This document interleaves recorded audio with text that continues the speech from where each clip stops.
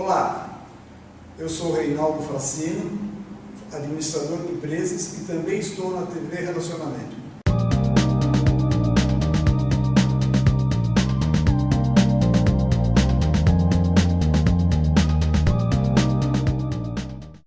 Olá, internautas, iniciamos mais um programa Gestão Executiva. Hoje nós temos aí um bate-papo com uma profissional que lida muito com a mente humana. E vamos desvendar um pouquinho esses segredos com Simone Corrêa. Gratidão, muito obrigado. Gratidão, eu agradeço pelo convite, viu? Simone, conta um pouquinho para os nossos internautas onde você nasceu, tá? Um pouquinho da sua trajetória profissional. Em que momento da sua vida, ou por influência de alguém, que você acabou seguindo os passos do Freud? Perfeito. Bom, eu sou hoje psicanalista, né? Mas a minha trajetória vem um pouco lá de trás. Eu venho de uma família, de uma origem muito humilde. Os meus pais, eles vêm de um trabalho como um consultor civil, meu pai, a minha mãe cabeleireira, eu tenho duas irmãs, né? Uma mora em outro país, outra trabalha com questões de produção, TV e tudo mais. E eu optei pela psicanálise, mas a minha trajetória da psicanálise, ela se deu pelas minhas questões também de vivências, né? Eu vim de um outro cenário, de um outro setor, eu venho de um setor empresarial, sou uma mãe, hoje eu sou uma mãe sozinha, né? Mas já tive outros relacionamentos, tive relacionamentos antes de ter esse casamento.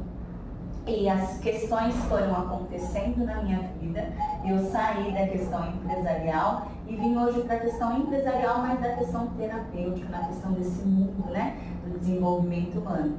Hoje eu sou psicanalista, trabalho com questões de relacionamentos abusivos, relacionamentos tóxicos, e eu também mentoro outros profissionais, trazendo estrutura para esse novo eixo digital, para essas novas apresentações, né, em todos os mercados, em todos os meios aí que transitam pelas questões do desenvolvimento humano. Então eu também apresento suporte hoje para profissionais que estão iniciando ou já estão também em sua trajetória.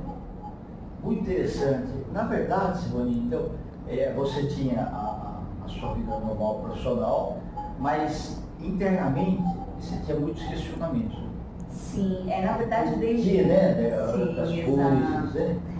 Eu falo que já se nasce um psicanalista, porque a psicanálise ela é para todos, mas nem todos é para psicanálise. Exato. Então, assim, até mesmo assim, as questões pessoais me traziam uns questionamentos, né, sobre a questão humana. E muitas vezes você não tinha maturidade ainda para ter todas essas respostas. Exato, mesmo quando criança já tinha esses impasses aí e tudo mais, e eu conseguia compreender muitos cenários, muitas dinâmicas, né?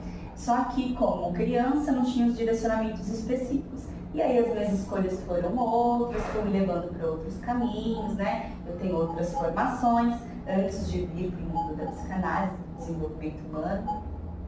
Mas quando eu comecei a estudar sobre as questões do desenvolvimento humano, eu conseguia me identificar, né? Tanto com as minhas questões internas, quanto com as dinâmicas relacionais que aconteciam à minha volta. Então aquilo me trouxe muitas respostas, e me trouxe uma leveza, né? E me trouxe um outro olhar de vida. É interessante porque parece que você abriu o baú e encontrou o tesouro, né? Exatamente isso, é como se a gente tivesse encontrado todas as respostas dos nossos questionamentos.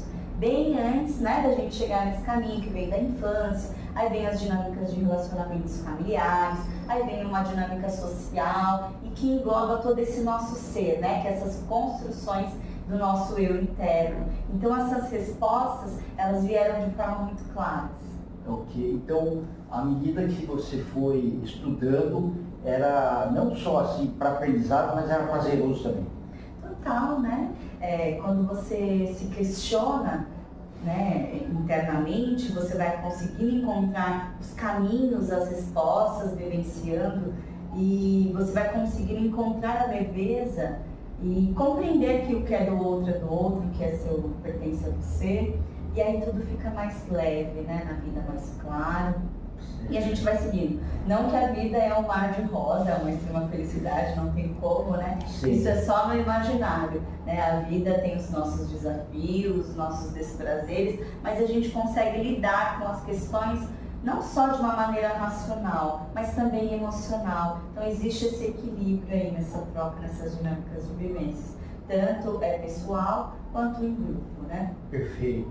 E ajuda, você acaba ajudando muitas pessoas que a grande maioria acha que ela está enfrentando determinados problemas, não por culpa dela, por culpa de outras, né, de outras pessoas e tudo mais, quando na realidade muitas vezes foram escolhas que ela fez no momento errado que estão repercutindo para ela naquele momento. Exatamente. Eu falo que a questão da imaturidade emocional, a imaturidade psíquica, né? Faz com que determinadas escolhas tragam resultados que não são esperados, né? Não são prazerosos. E esses desprazeres faz com que as pessoas transfiram a questão para os outros, né? Tudo bem que existem dinâmicas que nos colocam em situações, mas o porquê nós nos colocamos nessas dinâmicas, né? Para que essas questões transitam dentro de nós e nos ciclos onde a gente permeia. Então, compreender o lugar que está fazendo, principalmente quando a gente se coloca essa máscara da vítima, né? Eu falo que a vítima ela atua muito dessa forma. Ela olha muito para o outro, ela culpa muito o outro, como se o outro fosse o culpado de suas questões, mas não consegue entender o posicionamento para que isso aconteça, né? Então, quando a gente consegue compreender a nossa dinâmica de existência, o que nos afeta, o que nos faz ter determinados comportamentos e escolhas, isso faz com que a gente viva de uma forma mais equilibrada, digamos assim, né? Perfeito. E eu acho que as dinâmicas são muito interessantes. Talvez na primeira que a pessoa participe, ela só é ouvinte, mas depois vai se soltando. Eu vim com a cidade pequena do interior e eu comecei a participar de um grupo de jovens aqui em São Paulo, da Igreja Santo Efigênio. E um dia eu subi uma escada lá para a sala lá, aí cheguei bem mais cedo, eu vi uma portinha assim escrito AA, Alcoólatras Anônimos. E tinha outro que era NA, Neuróticos Anônimos. Eu falei assim, mas o que é isso aqui? Aí tinha uma pessoa entrando lá e falei, eu sabia o que é que vocês estão falando. Falei, ainda aqui um pouquinho. Eu não bebia nada, mas assim, eu vi. Aí eu notei que pessoas que quase foram até o final do curso estão lá para falar das experiências, né? O tipo de resgate que ele teve, né? E que virou uma missão para ajudar as outras pessoas a não enveredarem pelo mesmo caminho que ela fez. Eu achei assim bacana a teoria das coisas, né? E aí eu entrei também no Neuróticos Anônimos e eu vi que uma cidade grande igual São Paulo, ela proporciona muita neurose, né, entre as pessoas. Então, depois, ao longo do tempo, eu acabei lendo sobre Freud também. Uma das postas que eu fiz foi psicopedagogia. Então, a gente vai aprendendo um pouquinho o universo, porque o cérebro humano é uma fronteira. Ele é extremamente amplo, ainda se tem muito a explorar, né? Exatamente. Mas ele é extremamente amplo. Sim. Tem que ter coragem para isso. Muita coragem para você mergulhar. Exato. Porque nem todo mundo está preparado para ver o que ele precisa ver, né? E o que ele precisa para poder ultrapassar esse lugar que ele está. Como você mesmo disse, pessoal do NA, que são os neuróticos anônimos, todos nós temos as nossas neuroses, sim, né? exato. Mas aí entramos, dependendo da dinâmica de vivência, numa neurose obsessiva. E o NA, ele foi uma das portas também que me abriram para o início da psicanálise, porque eu fazia muita escuta nas salas do NA. E as dependências, elas não são apenas dependências de produtos químicos, de álcool e tudo mais. As dependências das emoções, né? Das emoções do outro, das nossas emoções para com o outro. E esses vícios emocionais fazem com que a gente desencadeie certas dependências e certas neuroses. E aí são gatilhos aí para ansiedade e para depressão. Exatamente. E outras coisas mais, né?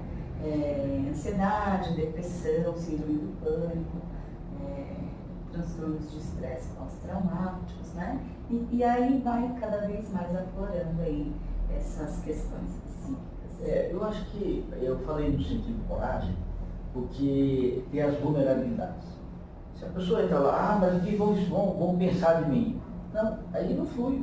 Se você está lá, você tem que ser como água, né? Transparente, pegar as experiências dos outros, não repetir os erros daquelas pessoas e procurar ser uma pessoa melhor. Eu falo que não existe receita de bolo da vida, né? A vida ela é individual para cada um e você ouvir é importante, porque esse compartilhar, ele fala um pouco sobre os nossos reflexos de comportamento também, né? Porque esse inconsciente coletivo, ele se comunica. Então é importante a gente saber ouvir, né? Porque às vezes as pessoas elas precisam apenas ser ouvidas, que elas não existe essa troca às vezes nas suas relações, né? Então elas não se sentem validadas, elas não se sentem elas mesmas, porque elas não têm espaço para serem elas mesmas, né? E nesses ambientes elas se sentem acolhidas, elas se sentem ouvidas, elas se sentem importantes, né? Porque muitas buscam isso, mas elas também precisam entender que elas precisam se dar isso, além dos outros. E esse é o caminho que as águas percorrem, elas continuam, elas não param, elas sempre estão fluindo, né? Sim, e é interessante porque o ambiente, que você fala coisas que você não falaria na casa, nem para os pais, nem para os irmãos, nem para primos, e também nem para os melhores amigos. Sim, porque é um ambiente desconhecido e é um ambiente de segurança, onde ele se sente seguro, onde ele se reconhece ali naquele ambiente. Então ele tem essa autonomia para mostrar quem ele realmente é, né? Ali de se despir do seu verdadeiro eu. E na vida a gente tem as escolhas e as renúncias, né? Elas andam juntas. Então naquele momento, para você ir por um caminho, você tem que renunciar ao outro. Né? Então por isso que as escolhas têm que ser melhor feitas. Sim, mas eu digo além disso, que as escolhas elas são feitas de maneira consciente quando nós tomamos conta que existe um inconsciente que rege as nossas escolhas. Né? Então, quando a gente traz para a consciência os nossos mecanismos de defesas, de vulnerabilidades, a forma de funcionamento e o que essa forma de funcionamento te influencia nas suas escolhas, isso é principal. Porque aí você consegue compreender que tomar decisões quando a gente está ou muito emocionado, muito feliz, ou muito irritado, pode te trazer consequências. E às vezes as piores escolhas são feitas nesse momento. Né? Exatamente. Por isso que desenvolver essa maturidade psíquica e emocional e comportamental é muito importante. Cuidar desses pilares e também cuidar de nós para que esses pilares estejam alinhados. Né? E muitas vezes o tempo ele é alguma coisa assim muito propícia para que a razão consiga equalizar isso, né? Eu me recordo que há 200 anos atrás, quando começava o julgamento, se a pessoa acabou de cometer um crime, se ela é julgada no outro dia, é fatal que ela é culpada e executada, né? Então, ao longo do tempo se decidiu que é melhor esperar um tempo, ver todas as evidências, ter lá o advogado de defesa, acusação, para chegar ao veredito. Porque quando é muito rápido, o clamor da emoção em cima, você acaba... Exatamente, você perde, né, a questão. O tempo ele é importante. Eu falo que a fruta, você precisa plantar a semente, aí você precisa cuidar dessa semente para que ela brote e traga frutos. E os frutos, ele tem o tempo de colher, né? Sim, então é necessário esse tempo de maturação. A maturidade, ela faz isso, né? Exato. E aí a gente consegue fazer escolhas mais harmônicas, digamos assim. Sim. Porque nada é 100% certo, né? Hoje pode ser certo, amanhã não, as questões mudam muito. Mas escolhas mais assertivas, a maturidade ela traz isso. E eu falo que a maturidade ela não quer dizer apenas da idade, igual nós estamos numa troca aqui, conversa assim, bem prazerosa, nossa cidade se converte aí, mas existe uma troca saudável, um respeito mútuo, né? Então isso que é importante. Então a maturidade, ela independe de idade, ela depende do comportamento, de saber ouvir o outro, de você ter uma empatia, de você aprender com o outro, saber que as trocas existem, elas são possíveis, e não o julgamento, porque o julgamento, quando eu falo julgamento, julgar o outro, a ação do outro, o erro do outro, puni-lo de uma forma que você vai excluir. A exclusão, né? Quando eu falo de julgamento, essa é a exclusão. Então você olhar o outro também como um ser humano, independente das suas escolhas, dos seus erros, mas ter esse filtro aí é importante. Ok. E como que você entrou nessa parte de análise de relacionamentos abusivos? Relacionamentos abusivos, assim como a maioria das mulheres, né, mais de 70% das mulheres do nosso país, eu também já passei por alguns tipos de relacionamentos abusivos que se deram a que eu fosse buscar conhecimento, né, eu fosse buscar estudos específicos e me especializar nessas questões dos relacionamentos. Principalmente os relacionamentos disfuncionais, que são os relacionamentos abusivos e tóxicos. Então, eu busquei me aprofundar nisso. E hoje eu dou mentoria para outros profissionais que também trabalham com questões de relacionamentos. Porque eu busquei tanto me aprofundar que eu comecei a ser referência em alguns pontos para alguns profissionais. Né? Isso que não me diferencia de outros, muito pelo contrário, mas as pessoas começaram a me questionar, a buscar para atendimentos e tudo mais, e para direcionamentos. Então, eu consegui compreender que eu tenho essa facilidade para entrar com essas questões de relações e relacionamentos. Parabéns, e isso serve também para chefe e subordinado também, né? Tudo, mas o relacionamento ele envolve tudo, não só o relacionamento afetivo, né? O relacionamento familiar, o relacionamento de amizade, de trabalho, o relacionamento afetivo também. Então as dinâmicas das relações, ela envolve todo esse tipo de contexto. Por quê? Primeiro, a primeira relação que você olha é a relação individual. Só que a sua relação individual, ela não se deu só a você. Ela se deu pela criação dos seus pais, pela questão social onde você foi inserido, né? Então tudo isso daí constrói a sua forma de se relacionar com você mesmo. E você leva isso para as outras relações. Perfeito.